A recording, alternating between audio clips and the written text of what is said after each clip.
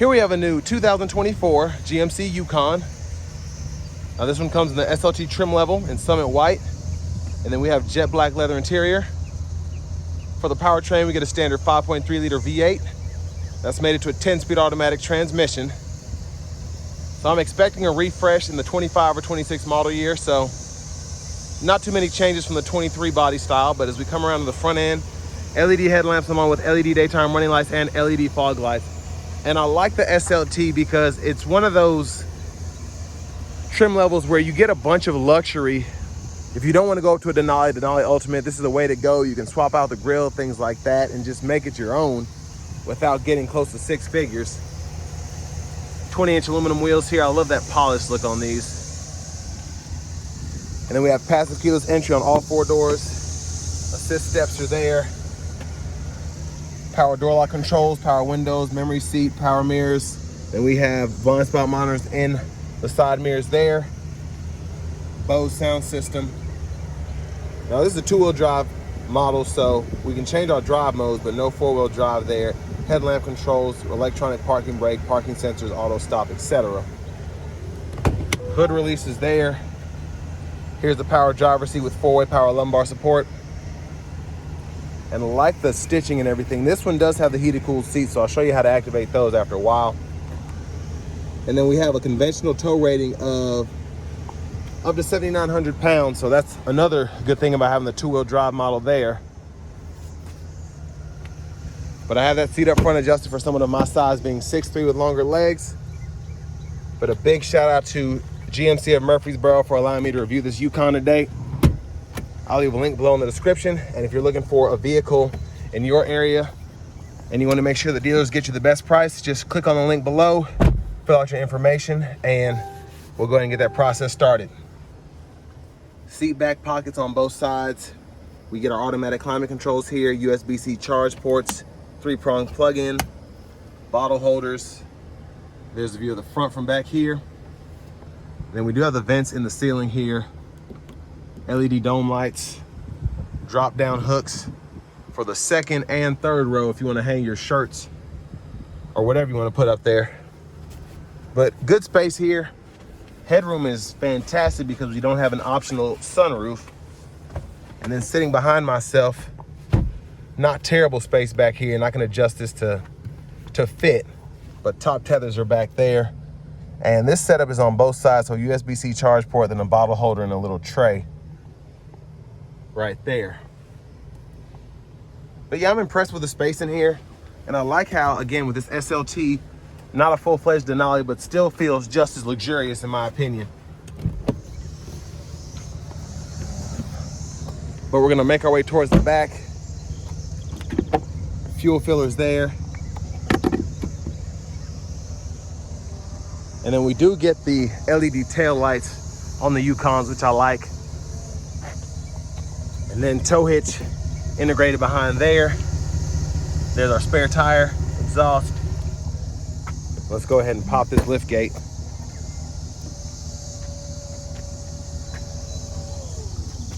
And then storage underneath here.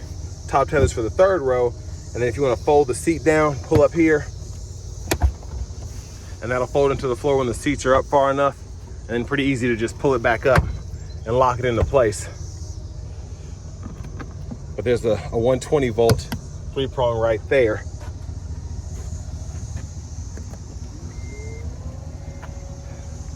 So as we come back around to the rear passenger side, I'll show you how we can use these seats. Of course, again, with this, we can adjust it forward and back.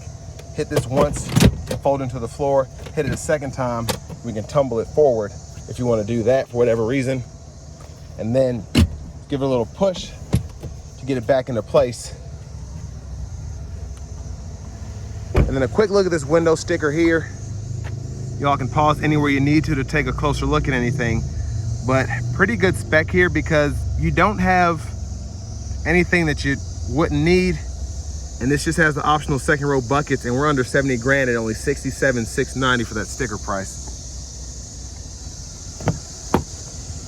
And then our power front passenger with 4-way power lumbar is nice to have. Side pockets are on both sides here. Lockable glove compartment there. As we come back around to the front end,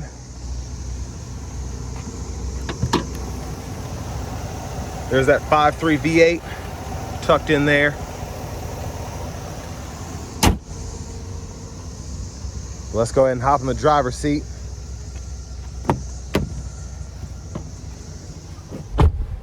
So nice leather wrap steering wheel here. Kind of disappointed we don't get heat on this one in particular, but there's the horn there. Now to the screen, we get this 10.2-inch Google Assistant screen, so Google Maps are there. We can use that with a subscription. Audio, we get AM, FM, XM, Bluetooth, Google News, Google Podcasts, USB port, then Alexa. But on top of that, we get the wireless Apple CarPlay, wireless Android Auto compatibility. Trailer lights, we get dual zone automatic climate control. We can either use the screen here, or we have buttons and knobs down here below with the 3-stage heated cool front seats. And we can use all that, and then we can also do the rear climate as well. But USB-C, USB-A 12 volt, and then a wireless charging pad is right there. Hazards are here, little storage there. And then for your settings, we can go in here and adjust the language if you want to, and the system settings down there. And then in our vehicle settings, we can adjust the teen driver, rear seat reminder, buckle to drive, a ton of other features as well. Backup cameras here, guidelines, follow you as you turn the steering wheel. And then for the shifter, it's all push buttons, so park, reverse, neutral, drive, your low gear, and we can manually shift there. And you can see what gear you're in the bottom right-hand corner there of the gauge cluster. Bottle holders, then center console cubby space, removable tray, another USB-C, USB-A charge port duo there. There's a look at the back seat from up here. And then up here we have our universal home remote, reading lights, and then our lift gate there, and then OnStar is right there. Drop down vanity mirror, and then back to the steering wheel. I do like that we get the automatic wipers here, so we can do one time off, all that auto, and then how hard you pull it is based on how sensitive the wipers are, then low and high, and then rear wipers there, on, intermittent, off.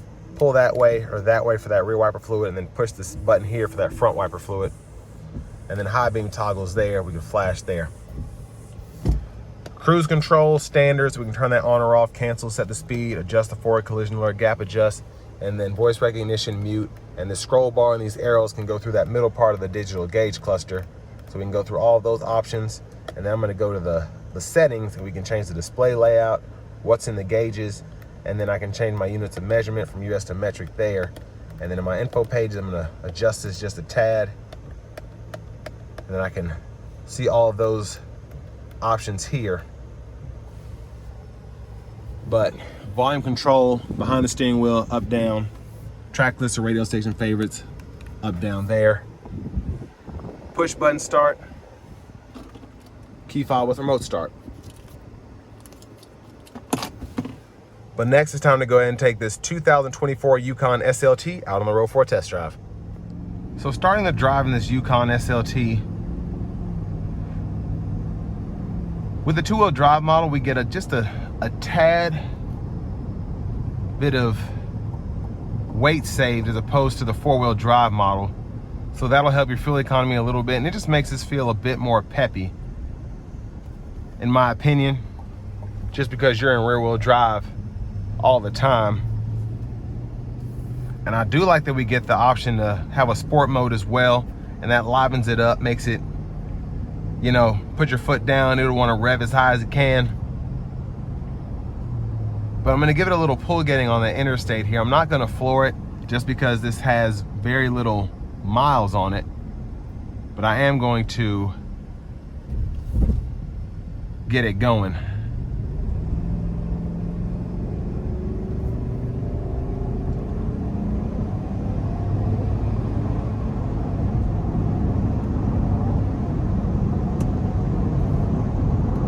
So pretty quick in terms of the acceleration, and this isn't even the 6.2 liter that you can get specifically on the Denali's,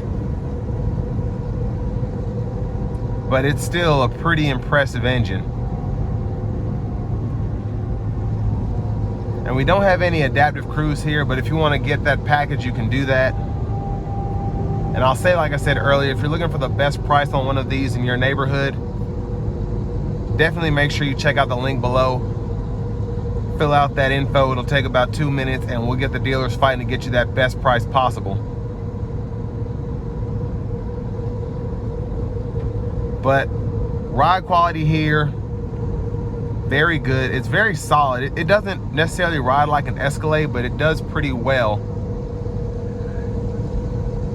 And as opposed to having optional 22s here, these 20s are just right, I think, in terms of getting a good looking wheel, but also getting fantastic ride quality.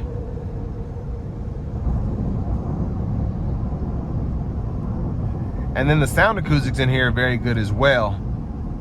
I was going past an oversized truck, so I kind of heard that a little bit, but didn't hear any wind noise. Now, in terms of a full-size SUV, I think this is a really good buy, because if you look at the Expeditions, if you look at the Armada SLs, even if you want to put this in the same realm as a Sequoia, I feel like this is the best way to get something that's very nice. You have a V8, 10-speed automatic, something that can tow very well. You get heated, cooled seats in the front, heated in the back. You just get everything that you could want, other than, for me, adaptive cruise control. To be in this price point, it's pretty good compared to the competition. And I just like how these look on the outside. I like the updated interior on the inside. And like I said earlier, I expect a refresh to come in the 25 or 26 model year. But this is still a very nice, and I think not outdated SUV for this segment. Ride quality is good, sound acoustics are good, space is great, fuel economy is average. So still pretty competitive choice here.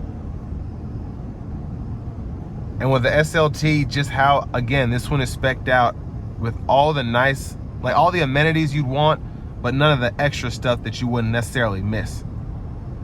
And if you're wanting something that's nice and you don't want to necessarily go above a certain price point, I feel like this is a great way to go. Because I just reviewed a Tahoe Premier right before this, and that was over $80,000. And it had a bunch of cool stuff. It had 4-wheel drive, a sunroof, adaptive cruise, but someone like me, 67 is high, but 82 is very high. And I think a lot of people who are middle class will consider that when looking at an SUV. Because a lot of the stuff that's on that Tahoe Premier, again, the average person wouldn't necessarily miss if they didn't have it.